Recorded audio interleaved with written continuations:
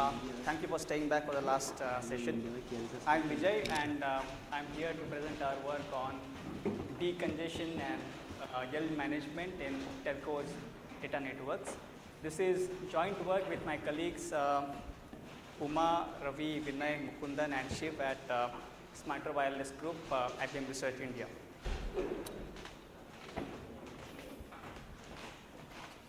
So we all are aware that with the rise of smart mobile devices, the mobile data traffic in telcos network is increasing at exponential rates.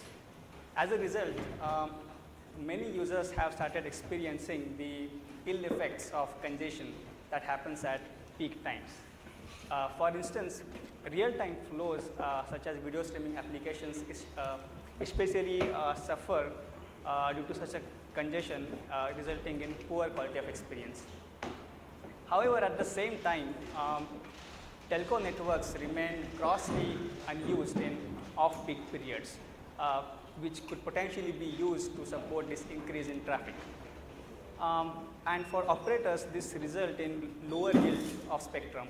By yield, I mean the number of useful bytes that they support. So in this work, we combine these two observations and seek to design a system which can manage congestion and increase yield of the spectrum. One of the possible ways to handle congestion is to add capacity by installing more base stations or femtocells. But often this turns out to be costly with complex capacity planning. Rate limiting heavy users is one more option, but it does not manage the capacity explicitly. Yet another option is to shift delay elastic traffic such as background transfers or software updates into non-peak periods. However, without appropriate control, this option can in fact turn out to be counter-effective, where your non-peak periods are transformed into peak periods. In our work, we take a complementary approach. While we follow this philosophy of shifting delay elastic traffic, we design our system to be much more practical, managed and robust to delivery shifts. Essentially, our system falls between this notion of synchronous delivery, which results in congestion, and background transfers, which offers no guarantee on delivery. In our system, which we call as async, we heard this name quite a few times in today's keynote talk. So in async, we want to enable a transfer service which can offer expected delivery time to the consumers.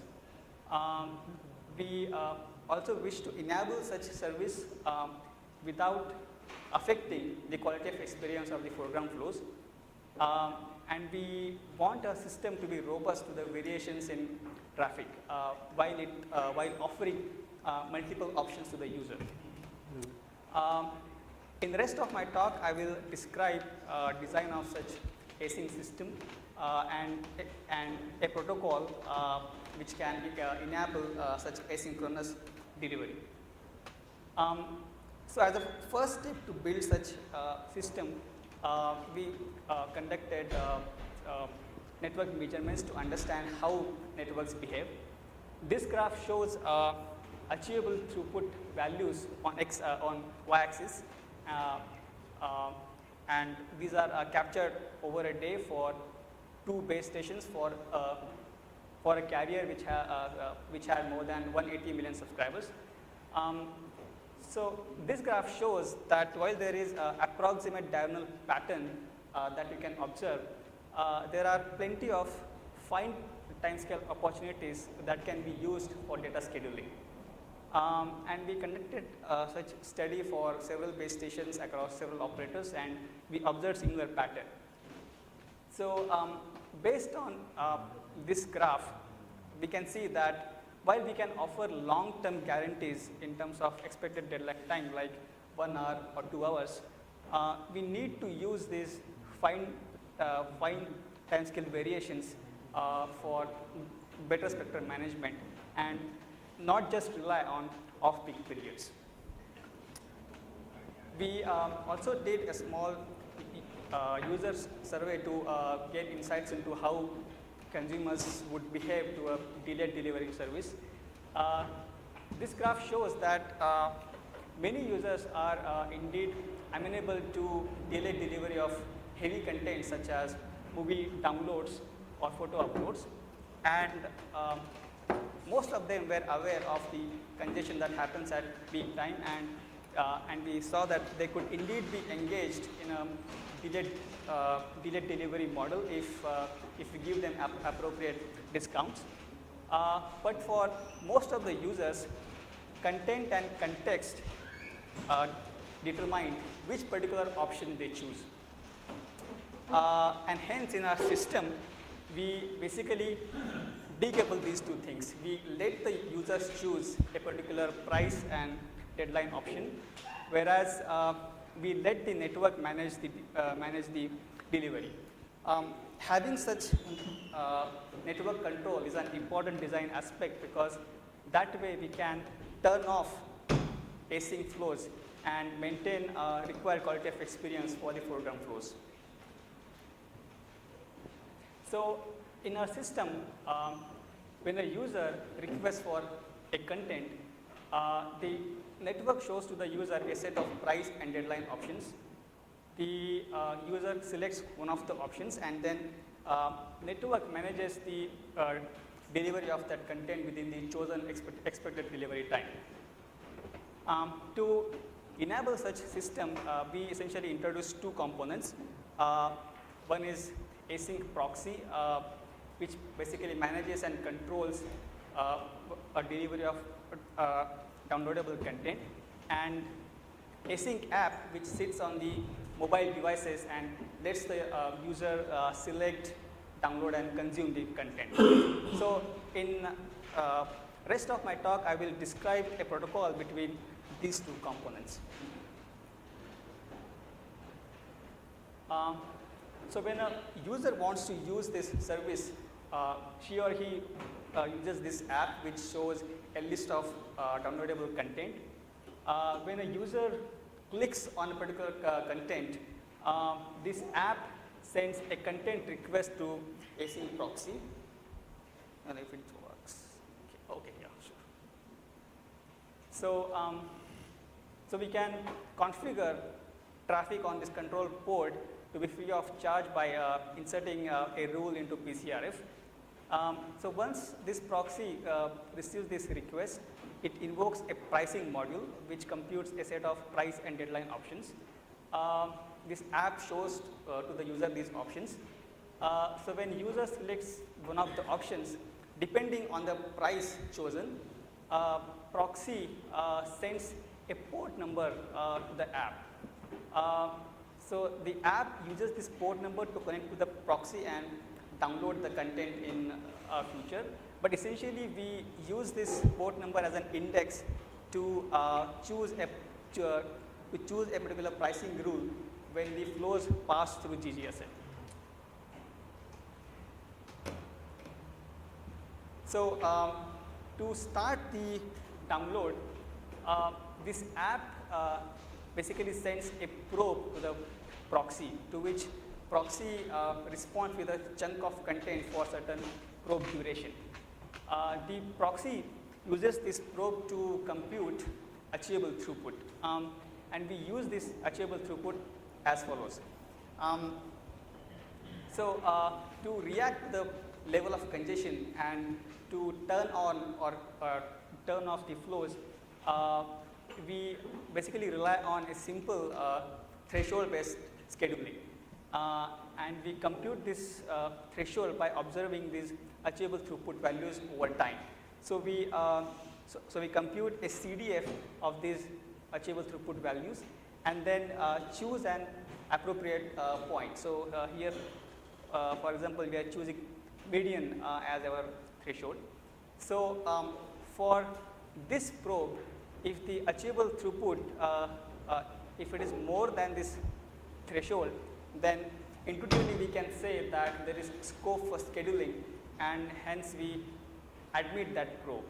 Otherwise, we take lower value of throughput as an indication of congestion and then disconnect the flow. So, our system essentially relies on these preemptive transfers, and we use this HTTP range request to demand a content from a particular offset. So, with proportional phase scheduling at the base stations, this scheme guarantees that throughput of each foreground flow is proportional to this threshold. In fact, we can choose this threshold to be based on the required quality of experience. Hence, using such simple threshold-based scheduling, we can turn on and turn off the flows and react to the congestion. So, when a flow goes into a disconnected mode, it is basically called as a suspended phase, where time is divided into multiple epochs, and the flow essentially polls the proxy in each epoch to demand more content. To enable EDT-aware polls, we define a notion of leading and lagging flows. So, given a target rate, if a flow fetches more bytes than required, then it is called as leading, otherwise it is called as lagging. So, overall, lagging flows poll more frequently than the leading flows. However, to ensure that there is low overhead of polling, each flow essentially polls with certain probability, and this probability is proportional to how much leading or lagging that flow is. So, for instance, if flow is leading by very large margin, then it basically polls with very low probability. If it is lagging by very large margin, then it polls with high probability. So, this polling essentially ensures that the async system uses the fine timescale opportunities that may get available over time. And each such poll has achievable throughput, and based on the threshold, the proxy decides whether to admit this poll or reject the poll. And using such polling and threshold based scheduling, the flow then downloads the content by its expected delivery time. So, remember that the polls are proportional to the deadline, and hence most of the requests can meet their expected deadline time. So, to summarize the working of the protocol, we have a CDF based scheduling mechanism which can manage the congestion, since it can since the async flows can back off for the foreground flows. We have low overhead of polling, where the polls are proportional to the deadline, and these polls can use fine timescale opportunities, and the system is easy to deploy with ease of integration into PCRF, and the prices and deadlines in our system evolve over time. The details of this period are in the paper. In fact, our pricing scheme has property that the discounts that we offer, they decrease as the deadlines increase, which fits well with this wait more and gain more philosophy.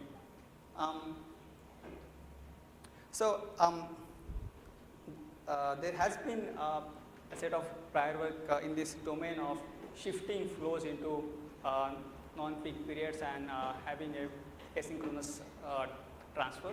So, a recent work, Tube, it basically computes day ahead prices for different hours of the day based on the expected traffic pattern. So, when a user wants to consume a content, the user basically shifts the request into low price periods, and then the system delivers the content synchronously. So as compared to such request shift approach, in async we have delivery shift approach where the user marks the content for download, but the network decides the appropriate times when the content can be downloaded to the user's device. Our hypothesis is that with such delivery shift approach, we can better make use of spectrum, since we can make use of opportunistic scheduling. Our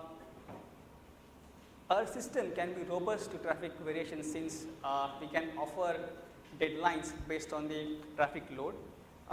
We can give guarantee to the delayed flows, and we can also maintain quality of experience of the foreground flows.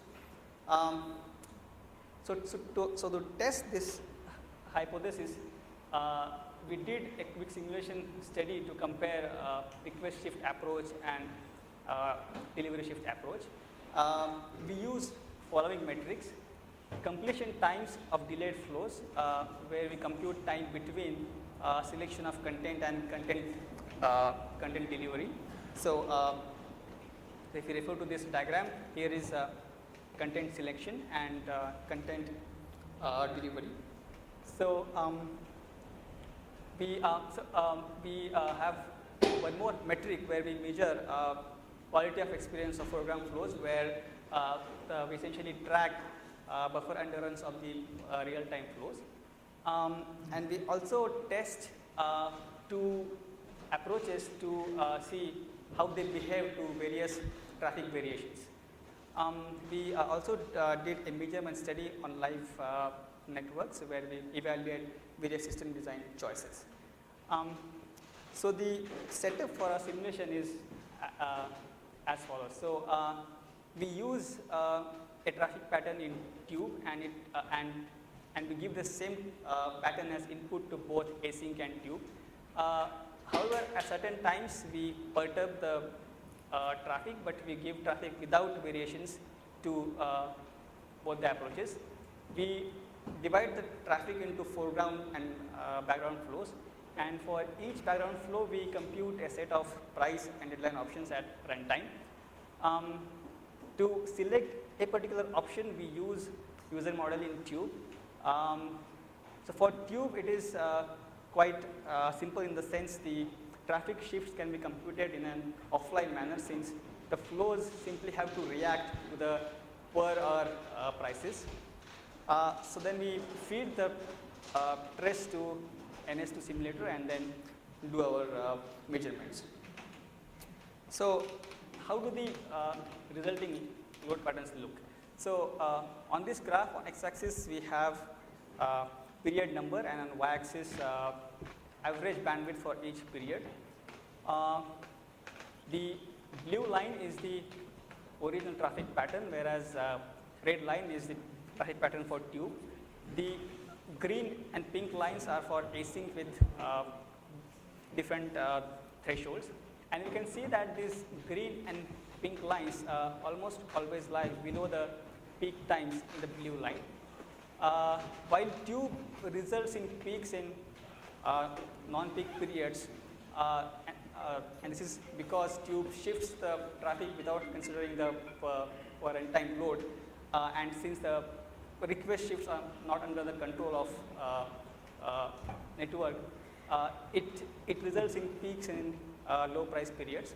Whereas in async, we almost always maintain lower level of congestion, because we compute prices and deadlines at runtime. So async is more effective in terms of de-peaking the traffic.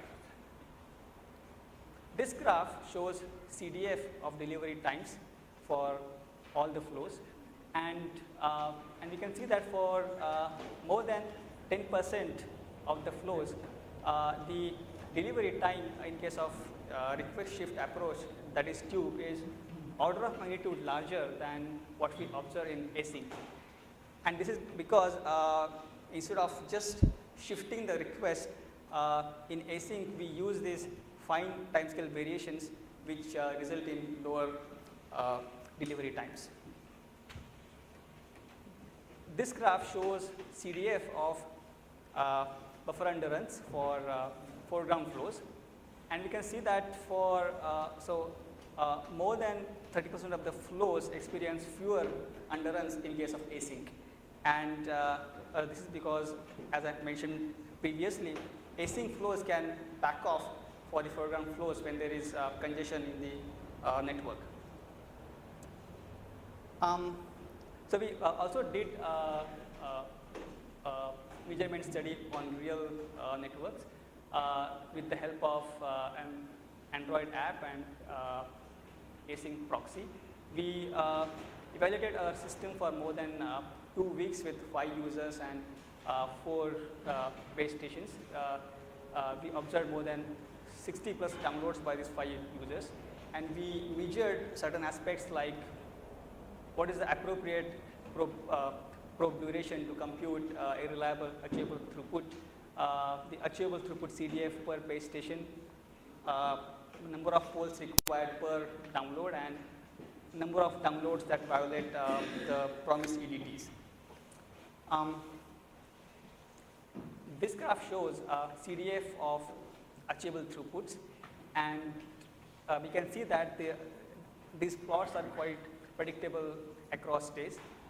We choose median value as our threshold, and again that threshold is quite predictable across days.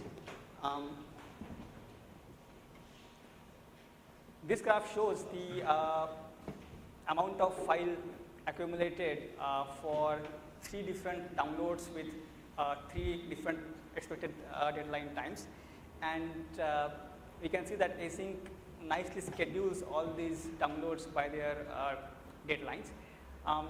More than 85% downloads on real network made their EDTs, and we observed these EDT violations to be very marginal. Thus, to conclude, in this work we tackle this problem of managing peak time congestion and increasing spectrum yield. We propose async system which is friendly to both networks and consumers. As we saw, our system is easy to deploy with a lightweight HTTP based protocol. It can de-peak the congestion quite effectively, and it can also maintain quality of experience of the foreground flows. And our results are quite promising in terms of increasing the spectrum yield. As a future work, we are exploring the option of using async to deliver educational content at lower cost, and we are also exploring deployment of async at the edge, for example, at the base stations. Thank you.